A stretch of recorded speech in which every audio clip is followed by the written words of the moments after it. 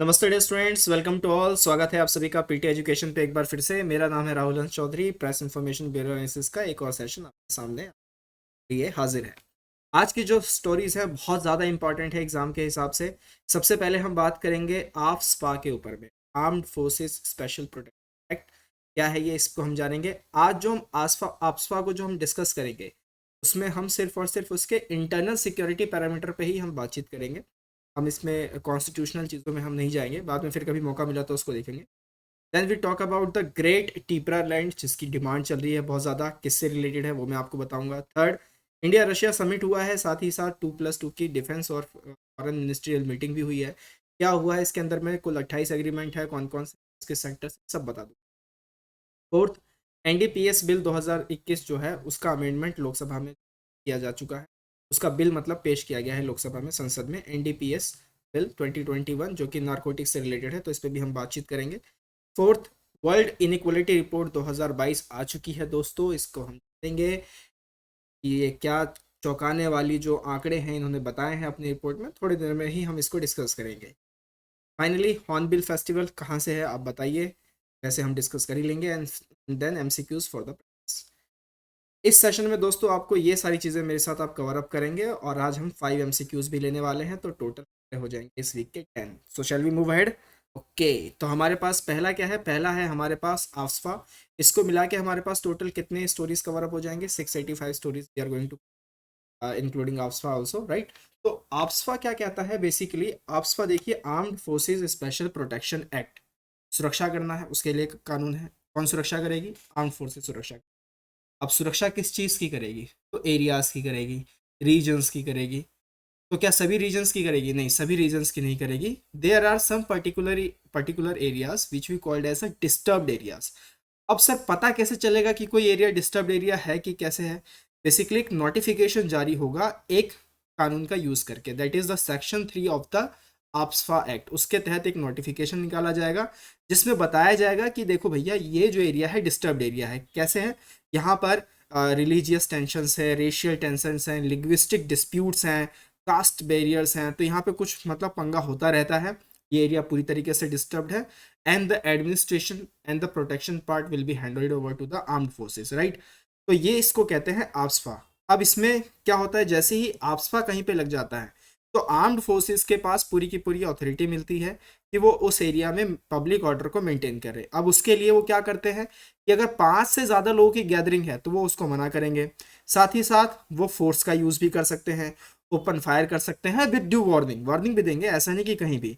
अब इसमें एक वर्ड आपको ध्यान रखना है, एक वर्ड है जिसको आपको बिल्कुल ध्यान रखना है, फील। इफ दे फील, आप समझ रहे हैं यहाँ पे कानून का क्या मतलब हो गया। यहाँ पे इफ दे फील, अगर उन्हें महसूस हुआ। महसूस कैसे होगा? महसूस के तो बहुत सारे तरीके होते हैं, माइंडसेट अलग अलग है ना। क्या पता किसी ऑफिसर को ना महसूस हुआ हो। इफ दे फील, तो यहाँ पे फील बहुत बड़ा मतलब एक वर्ड आ जाता है। फिर भी अगर कोई रीजनेबल सस्पिशन एग्जिस्ट होता है तो आर्मी के पास पूरे के पूरे ऑप्शन है कि वो उस आदमी को, उस पर्टिकुलर ग्रुप को वो विदाउट वारंट अरेस्ट कर सकें, उन्हें सर्च कर सकें, उनके फायर आर्म्स को पोजेस कर सकें, और साथ ही साथ फिर उन्हें जो लोकल पुलिस स्टेशन है उसके पास हैंड ओवर कर दें और पूरा किस्सा बता दें, देखो भैया ये इस चीज़ में पाया गया, इस वजह से हम इसे लेके जा रहे हैं। अब हुआ क्या है कि ये जो फील वर्ड है ना, ये नागालैंड में इस बार भारी, नागालैंड में कैसे भारी पड़ गया? बेसिकली जो 21 पैरा कमांडो यूनिट है के पास एक इंफॉर्मेशन गई कि एनएससीएन के कुछ मिलिटेंट्स इस एरिया में आ रहे हैं, और उन्होंने उस एरिया में गश्त लगा दिया, और इसमें 17 सिविलियंस, इनोसेंट सिविलियंस वो मारे गए नागालैंड के, और जिससे काफ़ी आक्रोश वहाँ के लोगों में फैल चुका है। और इतना फैल चुका है कि अभी डिमांड मणिपुर और त्रिपुरा तक भी जा चुकी है, जहाँ से आर्मी ऑफिसर्स को बोला जा रहा है by the localites, go back. समझ रहे हैं आप कि किस तरीके से एक कदम, सिर्फ एक कदम बहुत ही हल्ला बोल सकता है, राइट। फिलहाल हम बात करेंगे इंटरनल सिक्योरिटी के मैटर के ऊपर में। अब इसमें क्या सही है क्या गलत है ये तो अब होम मिनिस्ट्री ने बोला ही है कि they are going to constitute, और you can say the institute and SIT, special investigation team वो बनाने जाएंगे।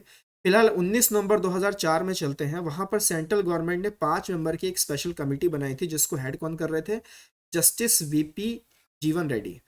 अब उन्होंने नॉर्थ ईस्टर्न स्टेट्स में ये जो सिक्योरिटी वगैरह, प्रोटेक्शन वगैरह को देखने के लिए आफ्सपा के कुछ प्रोविजंस को रिव्यू किया। उनकी कमेटी ने 2005 में अपना रिपोर्ट जो है वो सबमिट किया। अब कुछ रिकमेंडेशंस दिए, 3 रिकमेंडेशंस दिए उन कमेटी ने। क्या क्या दिया साहब? सबसे पहला दिया कि जो आफ्सपा है उसको रिपील करना चाहिए, और जो यूएपीए है 1967 वाला, उसमें अप्रोप्रिएट प्रोविजंस को ऐड करना चाहिए। फिर जो यूएपीए है उसको आप मॉडिफाई कीजिए, और आर्म्ड फोर्सेस की जो जो पावर्स डिराइव हो रही हैं उसको क्लियरली स्पेसिफाई कीजिए। ऐसे ऐसे वर्ड मत लाइए, इफ दे फील, समझ रहे हैं? कमिटी ने ये बोला। थर्ड, उन्होंने क्या बोला कि एक ग्रीवांस सेल भी बनाया जाए। जैसे मान लीजिए अभी नागालैंड में हुआ, अब वो लोग कहाँ जाएंगे, तो एक ग्रीवांस सेल भी बनाया जाए, हर डिस्ट्रिक्ट में बनाया जाए जहाँ पे, माफ कीजिएगा, जहाँ पर आर्म्ड फोर्सेस डिप्लॉय की जा रही है। साथ ही साथ जो सेकंड एआरसी थी, सेकंड एडमिनिस्ट्रेटिव रिफॉर्म्स कमीशन, उसकी जो रिपोर्ट आई थी, उन्होंने भी ये कहा था कि आफ्सपा को रिपील कर देना चाहिए। हालांकि रिसेंट डेवलपमेंट्स में ये था कि जून 2021 में नागालैंड के अंदर में ही आफ्सपा को अगले 6 महीने के लिए कंटिन्यू की तरफ से गई थी। और अब बहुत ज़्यादा इसमें मतलब एक आक्रोश आ गया है लोगों में। वो सीधा चाह रहे हैं कि इस एक्ट को ही रिपील किया जाए, जिस तरीके से फार्म लॉज को रिपील किए गए हैं।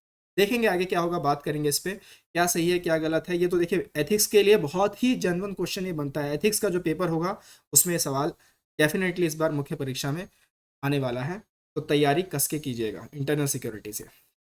दूसरी स्टोरी पे आते हैं, that is the great Tipra land. अब ग्रेट टीपरा लैंड क्या है? देखिए, मैंने कहा ना, ये जो आग जो फैली है नागालैंड की, ये त्रिपुरा तक भी गई है। जो रिसेंट किलिंग्स हुए हैं तो इसमें काफ़ी सारे जो ट्राइबल आउटफिट्स हैं वो उठ खड़े हुए हैं, और उन्होंने बोला है कि देखो भैया, हम तो हैं tribal people and we are indigenous communities, so we want a separate state. तो हमें दे दो भाई अलग से एक सेपरेट स्टेट। वहाँ नागालैंड भी यही कह रहे थे कि they also want a separate constitution and a separate flag, जिससे फिर गवर्नमेंट ऑफ इंडिया ने मना किया कि ये तो पॉसिबल ही नहीं हो सकता यार, आपके पास राइट टू सिसीड है ही नहीं, राइट। तो बेसिक बात बेसिक बात यह है कि जो सेवरल ट्राइबल आउटफिट्स त्रिपुरा में उठ खड़े हुए, उन्होंने सेपरेट स्टेट की जो है वो डिमांड कर दी, और उन्होंने बोला कि देखो हम इनका नाम क्या बोलेंगे, रीजनल पॉलिटिकल पार्टीज है जो वहाँ की, उन्होंने बोला कि we call it a greater Tipra land.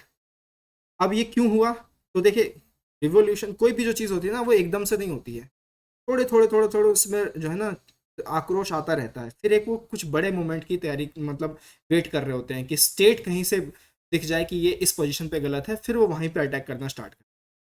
NRC के अंदर में त्रिपुरा की जो चीज़, त्रिपुरा से काफ़ी बंदों को निकाला गया, मतलब जो उनकी जो डिमांड थी वहाँ के लोगों को, वो अनफुलफिल रही एनआरसी को लेके। फिर सीए का भी अपोजिशन हुआ, राइट। एंड देन फिर उसके बाद ये जो अभी हादसा हुआ है, the unexpected event in the Nagaland, तो इन्होंने इनको काफ़ी मतलब फ्यूल अप कर दिया है कि now we want a separate state which we called as a greater Tipra land. अब ये कहते हैं कि करेंगे तो करेंगे कैसे, तो आर्टिकल 2 और आर्टिकल 3 है ना आपके पास, उसके जरिए से आप कार्व आउट कीजिए, समझ रहे हैं। और इनका पूरा पूरा ये मानना है कि जो त्रिपुरा में Tripura tribal areas autonomous district council है, उसके तहत जो भी एरिया आते हैं उनको हटा दीजिए। जो उनके बाहर के जो एरियाज हैं, ट्राइबल लोग जहाँ पे रहते हैं, वो एरिया आप हमें दे दीजिए। एंड फिर क्या कीजिए कि आप जो है हमें एक सेपरेट स्टेट घोषित कर दीजिए। और ये पॉसिबल हो ही नहीं सकता, this can not be possible, right. तो ये पूरी ग्रेट टिपरा लैंड की बात थी त्रिपुरा से। अब यहाँ पे आप मैप पे देख सकते हैं, जो हरे में दिखाई दे रहा है वो आपका त्रिपुरा है, और जो इसमें है this is called Tipra land. तो ये सारा टिपरा लैंड है, जिसे वो सेपरेट स्टेट जो है वो कह रहे हैं कि इसे सेपरेट स्टेट आपको घोषित करना पड़ेगा। अब देखते हैं इस पर भी क्या होता है बातचीत, राइट। थर्ड स्टोरी पे आते हैं, इंटरनेशनल रिलेशन से, इंडिया रशिया समिट। तो 21वीं जो है इंडिया रशिया समिट अभी हाल फिलहाल हुई है, attended by prime minister Modi and the Russian president Vladimir Putin. इसके साथ साथ 2+2 की मिनिस्ट्रियल मीट भी हुई थी। टोटल 28 एग्रीमेंट इसमें देखे गए हैं अक्रॉस एवरी सेक्टर, जिसमें मेजर सेक्टर कौन है? मेजर सेक्टर है basically defence and energy, right. अब रशिया के जो प्रेसिडेंट है, उन्होंने प्रधानमंत्री जी को न्योता भी दे दिया समिट के अंदर में कि देखिए जो अगला होगा 22वां जो एनुअल समिट होगा ना 2022 में, तो आप रशिया आइए, वहाँ पे आराम से बैठ के बातचीत करें। अब इसमें देखिए बहुत सारी और भी चीज़ें हैं, लेकिन मैं आपको एक मेन मुद्दा जो है वो बता देता हूँ कि प्रॉब्लम कहाँ आ रही है, राइट। कि मेन जो चीज़ें हैं कि किस तरीके से ये आगे जाएगा, जो रिलेशंस हैं बिटवीन इंडिया एंड रशिया, वो थोड़े से ना डेड होते चले जा रहे हैं, मतलब खराब होते चले जा रहे हैं। उसके दो कारण हैं। देखिए, सबसे पहला कारण क्या है कि क्रेमलिन वर्सेस वेस्ट हो गया है सिनेरियो। दूसरा, जो commercial relations between India and Russia are not good. ये दो चीज़ें हुई हैं, ठीक है, ये आपको ध्यान रखना है। पहला क्या कि एक तो रशिया अमेरिका से चिढ़ा, क्यों चिढ़ा पड़ा है? तो अमेरिका और रशिया की जो लड़ाई है वो आइडियोलॉजिकल नहीं है, वो एक अकोमोडेशन वाली लड़ाई है। वो यूक्रेन वगैरह का हिस्सा, वो क्रीमिया को जो एनेक्स किया था 2013 के आसपास में, ठीक है, वो वाला आप हटा दीजिए। तो मतलब अमेरिका वर्सेस रशिया तो चलता ही रहता है। अब हो क्या रहा है, भारत जब अमेरिका के पास जा रहा है तो रशिया ने थोड़ी थोड़ी दूरी बना ली है और वो चीन की तरफ चला जा रहा है। हालांकि रशिया को चीन से भी दिक्कत है, उनको मालूम है कि चीन की इकोनॉमी का साइज $15 ट्रिलियन है, और चीन बिलीव करने वाला देश नहीं है, मतलब विश्वास के लायक देश नहीं है, लेकिन फिर भी वो चीन की तरफ जाता जा रहा है, जो भारत नहीं चाहेगा बिल्कुल भी।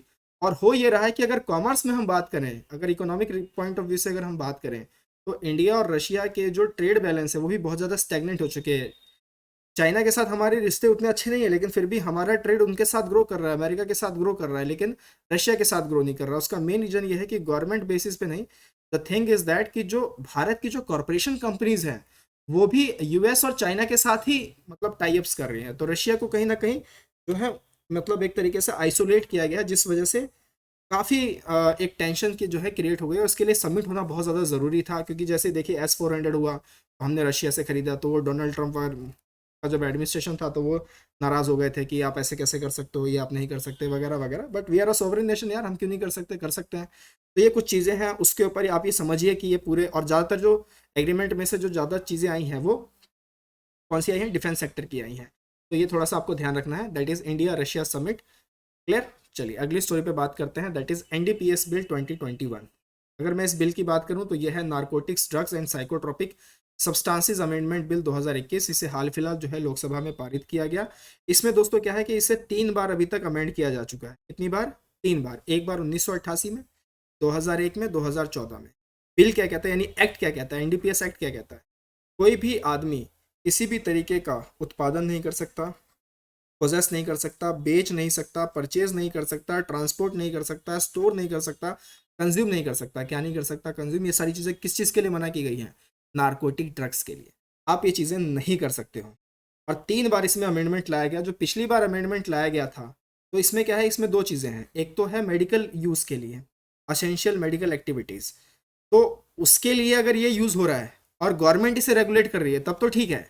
लेकिन अगर आप इलिसिट वे से इसका कर रहे हो, इसकी स्टोरिंग कर रहे हो, प्रोडक्शन कर रहे हो, सेलिंग कर रहे हो, तो फिर ये गलत है, ये आप नहीं कर सकते। तो इस बिल में यानी इस एक्ट में एक सेक्शन था, सेक्शन 27। तो सेक्शन 27 में एक पार्ट जो हटाना था वो हटाया नहीं गया, right. Providing for punishment of those financing illicit trafficking इनऑपरेबल, ये पार्ट जो था ये यहाँ इनऑपरेबल था, लेकिन इसे हटाया नहीं गया। बाद में जून 2021 में त्रिपुरा हाई कोर्ट ने देखा, जब वहाँ पे कोई आदमी दरख्वास्त लेके कि साहब देखो मुझे तो कर दिया इन्होंने 27A के तहत, लेकिन वो तो ब्लैंक लिस्ट है, वो तो है ही नहीं, तो जो कानून है नहीं उसके लिए सजा क्यों दे रहे हैं? तो फिर त्रिपुरा हाई कोर्ट ने सेंटर को बोला कि देखो भाई, आपने जो किया है, जो सेक्शन 27 में 27A है, ये तो आपने हटाया, लेकिन ये आपने हटाया ही नहीं, ठीक है, तो इसको आपको ब्लैंक करना पड़ेगा। फिर उसके बाद उसी के बेसिस पे ये बिल आया है, और ये उसी से रिलेटेड बिल है, ये जो आर्यन केस वगैरह, आर्यन खान केस वगैरह हुआ ना, वो सब चीज़ें हैं। तो अब कई लोग, कई अटकलें ये आ रही हैं, जो एडिटोरियल्स वगैरह आप पढ़ेंगे, कि क्या जो नशे में जो लोग होते हैं उनको आज़ादी दे दी गई है कि वो कर सकते हैं ये सारी चीज़ें, फाइनेंसिंग, इलिसिट ट्रैफिकिंग वगैरह। तो इस पर एक बहुत बड़ा डिबेट खड़ा हो गया, तो फिर से ये एथिक्स का एक अच्छा क्वेश्चन यहाँ से बन जाता है। तो ये भी थोड़ा सा आप ध्यान रखिएगा, एनडीपीएस बिल 2021। इसमें मोटा मोटी मैंने आपको ऊपर से बता दिया है, बाकी ये इन्फोग्राफिक वगैरह है, आराम से इसे देख लीजिएगा। अगर मैं परीक्षा के पॉइंट ऑफ व्यू से बात करूं तो थोड़ा सा इंपॉर्टेंस है, इतना ज़्यादा इंपॉर्टेंस नहीं है, हाँ, लेकिन एथिक्स के बेसिस पे सवाल बहुत अच्छे इससे बन सकते हैं। नेक्स्ट हम बात करते हैं वर्ल्ड इनइक्वलिटी रिपोर्ट 2022। तो फ्रांस बेस्ड एक लैब है, that is world inequality lab, उन्होंने इस रिपोर्ट को पब्लिश किया है। रिपोर्ट का नाम क्या है? World inequality report 2022। अब इस रिपोर्ट को ऑथर किसने किया है? तो लूकास चैंशई, फ्रेंच में शायद कुछ और नाम से पढ़ते होंगे, I don't know, Lucas Chancel, who is the co director of the world inequality lab. और साथ ही साथ इसमें बहुत ही famous French economist Thomas Piketty भी इन्वॉल्व थे। तो इसमें बोला गया कि देखो भाई, ये इंडिया के हिसाब से है कि ये टॉप 1% आपको दिख रहा है ना, इनके पास इनकम 20% है। It means top 1% of India's population owns 20% of the total national income in 2021। और बॉटम 50% के पास कितना है? 3%। समझ रहे हैं? मतलब अगर 100 लोग हैं तो 100 लोगों में से 20 रुपया इनके पास है, और 50 लोगों के पास 13 रुपये, 50 लोगों के पास है, एक एक के पास नहीं है 13 रुपये, टोटल 50 मिला के 13 है। तो आप देखेंगे तो लगभग लगभग 4 रुपये के आसपास जो है सभी 50 बंदों के पास है। इस तरीके से आप आंकड़े मिला सकते हैं। तो हो क्या गया है कि ये रिपोर्ट जब से आई है तब से इस रिपोर्ट ने डिफाइन किया है भारत को किस कैटेगरी में, as a poor nation and as an unequal country. Right, equality है ही नहीं। अब देखिए इक्वलिटी पे अगर मैं आपसे बात करूँ, ये रिपोर्ट तो मैंने आपको बता दी जो जो इंपॉर्टेंट था, ठीक है। इस रिपोर्ट में ज़्यादा और डिटेलिंग वगैरह आप पढ़ लीजिएगा क्योंकि बाकी सारे आंकड़े हैं और वो उतनी इंपॉर्टेंस नहीं रखते। लेकिन इस रिपोर्ट की जो एक खास बात है वो मैं आपको बता देता हूँ। इसने बात की है इनइक्वलिटी, इनइक्वलिटी में है क्या, इक्वलिटी। इक्वलिटी दो तरीके की होती है, एक होती है फॉर्मल इक्वालिटी। अब मैं यहाँ से आपको थोड़ा पॉलिटी की तरफ रुक करता हूँ। और एक होती है सब्सटैंटिव इक्वालिटी। अब देखिए है क्या, हमारा संविधान के जो फ्रेमर्स है ना, उनका दिमाग और उनका विजन बहुत ही टेरिफिक था। फॉर्मल इक्वालिटी क्या कहती है कि देखो भाई, दो लोग हैं और चार रोटियां हैं या चार ब्रेड है। तो इक्वालिटी क्या कहती है, फॉर्मल इक्वालिटी, दो एक को दे दो, दो एक को दे दो, इक्वल्स हो गए, है ना। लेकिन जो हमारे फ्रेमर्स थे, कॉन्स्टिट्यूशनल फ्रेमर्स थे, जब उन्होंने देखा कि यार ऐसा भी तो हो सकता है कि जिसको हम दो दे रहे हैं, दो ब्रेड दे रहे हैं, उसको सिर्फ एक ही की ज़रूरत है, और ऐसा भी हो सकता है कि जिसको हम दो दे रहे हैं उसको तीन की ज़रूरत हो, फिर तो बात नहीं बन पाएगी, फिर इक्वलिटी कैसे हुई। तो चाहने के ऊपर है ना कि आखिर बंदों की नीड क्या है। तो अगर हम एक को उसकी नीड के अकॉर्डिंग एक ही ब्रेड दें और एक को उसकी नीड के अकॉर्डिंग तीन ब्रेड दें, तो इस तरीके का जो डिवीजन होता है, इस तरीके से जो आपने मतलब डिस्ट्रीब्यूट किया है ब्रेड्स को, this is categorised into the category of substantive equality. और ये रिपोर्ट कह रहा है कि ये दोनों ही गायब है। राइट, भारत में अनइक्वल्स इनकम वाइडिंग गैप बहुत बढ़ता चला जा रहा है, और ये आपको बता रहा है कि टॉप 10% के पास 57% जो है मतलब वेल्थ, अगर मैं बात करूँ वेल्थ की, इनकम की नहीं, वेल्थ की अगर बात करूँ, तो टॉप 10% के पास 64% वेल्थ है, और बॉटम 50% के पास 6% वेल्थ। बहुत ही खराब और बहुत ही डुबियस सिचुएशन हो चुकी है इनइक्वलिटी को लेके भारत के अंदर में। और दैट्स वाई अगर ये बढ़ता चला गया तो आप और आंदोलन देखते ही रहेंगे, क्योंकि ये तो भाई सीधा सा, ये तो इट्स अ फंडामेंटल थिंग कि इनइक्वलिटी जितनी बढ़ेगी सोसाइटी के अंदर में, रिवोल्यूशंस उतने ज़्यादा देखे जाएंगे। ये तो हिस्ट्री से निकल के आ रहा है। राइट, चलिए अगली स्टोरी पे आते हैं, हॉर्नबिल फेस्टिवल, उसके बाद हम खत्म करेंगे आज का सेशन। हॉर्नबिल फेस्टिवल जो है, ये फेस्टिवल ऑफ फेस्टिवल कहलाता है, 10 दिन का एनुअल फेस्टिवल है। कहाँ का कल्चरल फेस्ट है, नागालैंड का है, ध्यान रखना है आपको। राइट, 1 दिसंबर से शुरू होता है, 10 दिसंबर तक रहता है। नागालैंड को उसकी स्टेटहुड 1 दिसंबर को ही मिली थी। कौन सा ईयर था ये लोग आप मुझे बताइए। इन्होंने फेस्टिवल को नाम दिया है इंडियन हॉर्नबिल बर्ड के नाम पर। ये जो बर्ड है आईयूसीएन स्टेटस इसका है नियरली थ्रेटेड, ये आपको ध्यान रखना है, नियरली थ्रेटेड। क्लियर। अब ये बर्ड क्यों लिया गया, तो वहाँ की जो उनकी जो ट्राइबल्स की जो फोकलोर है, जो वहाँ की जो कहानियाँ हैं, उसके बेसिस पे वो बर्ड वहाँ पे काफ़ी ज़्यादा इंपॉर्टेंस रखता है। दैट्स वाई उन्होंने हॉर्नबिल रखा। साथ ही साथ कुछ और फेस्टिवल्स हैं जैसे कि लुई नागाई नी, ये नाम भी आप याद रखिएगा। ये एक तरीके का सीड सोइंग फेस्टिवल है, इसमें बीज बोए जाते हैं, और ये नागालैंड और साथ ही साथ जो मणिपुर में कुछ नागा ट्राइब्स रह रहे हैं वो इनको सेलिब्रेट करते हैं। ये फरवरी के मंथ में सेलिब्रेट होता है, और उससे पता चलता है कि अब स्प्रिंग सीजन आ चुका है। क्लियर। तो ये है हॉर्नबिल से रिलेटेड, ये आपको ध्यान रखना है। सिंपल सिंपल से चलते हैं एमसीक्यूज की तरफ। एमसीक्यूज में जो कल हमने आपसे सवाल पूछा था, ये सवाल पूछा था वेज रेट इंडेक्स पे, इसका कौन सा स्टेटमेंट करेक्ट है। पहला है बेस ईयर चेंज किया गया है, 2016 कर दिया गया है, सही है। मैन्युफैक्चरिंग सेक्टर के पास हाईएस्ट वेटेज है, मोर देन 70%। कितना था, 84% था, हमने बात की थी अपने पीआईबी के सेशन में, 84% था मैन्युफैक्चरिंग सेक्टर का। तो दोनों ही स्टेटमेंट सही हैं। चौथे पे आते हैं, प्रेसिडेंट अपॉइंट्स द जजेस of high court in the consultation with the chief justice of India. यहां तक तो लाइन बिल्कुल क्लियर है। And the chief minister of state, नहीं, this is governor. Chief minister नहीं होते हैं, गवर्नर होते हैं, तो ये गलत है। द हाई कोर्ट जजेस are recommended by a collegium comprising the CJI and the 2 senior most जजेस। That is perfectly the correct option here is option B. Manikya dynasty, इन्होंने नॉर्थ ईस्टर्न स्टेट में 13 सेंचुरी से जो इंस्ट्रूमेंट ऑफ एक्सेशन है Indian government का 1949 तब तक rule किया था। ये कहाँ से बिलोंग करते हैं, they belong to Tripura. North east को अच्छे से कवर अप कीजिएगा, नॉर्थ ईस्ट बहुत ज़्यादा न्यूज़ में आजकल आ रहा है। मॉन डिस्ट्रिक्ट हो गया या चाहे त्रिपुरा के रीजन्स हो गए, तो नॉर्थ ईस्ट को बहुत अच्छे से आप लोगों को प्रिपेयर करना है। आज के सवाल आपके लिए रेडी कर दिए गए हैं। वर्ल्ड माइग्रेशन रिपोर्ट 2022 किस ऑर्गेनाइजेशन ने रिलीज़ किया है, आप लोग बताइए। वर्ल्ड इनइक्वालिटी रिपोर्ट 2022 हमने डिस्कस किया, ये भी किस ऑर्गेनाइजेशन ने रिलीज किया है। कमेंट थ्रेड में पार्टिसिपेट कीजिए दोस्तों, मोटिवेटेड रहिए, मुझे भी मोटिवेट कीजिए, करके दिखाएंगे कि स्पिरिट रखिए, राइट। फेमस हॉर्नबिल फेस्टिवल ये किस स्टेट में सेलिब्रेट किया जाता है, ये रहे आपके 4 option. Next, it is one of the 3 financial parliamentary committees. It was established by Montfort Reforms in 1921. It comprises 22 members of the parliament. यहाँ पर किस पार्लियामेंट्री कमेटी कही जा रही है, क्या वो एस्टिमेट कमेटी है, पब्लिक अकाउंट कमेटी है, प्रिविलेज कमेटी है, या फिर बिजनेस एडवाइजरी कमेटी है। आप लोग आंसर देंगे। World program of action initiative ये किसका इनिशिएटिव है। 4 ऑप्शंस आपके पास हैं। स्वागत है आप सभी का कमेंट थ्रेड में, अच्छे से पार्टिसिपेट कीजिए, राइट। पीटी के सब्सक्रिप्शन कोर्सेज ऑन है दोस्तों, लेवल 1 लेवल 2 एनरिच कंटेंट है, ideal for professionals, civil services aspirants, MBAs and college students. साथ ही साथ यूपीएससी के सेल्फ प्रिप कोर्सेज भी हैं। डिस्क्रिप्शन बॉक्स में पूरा लिंक है, चेकआउट कीजिए, डू चेकआउट द लिंक्स।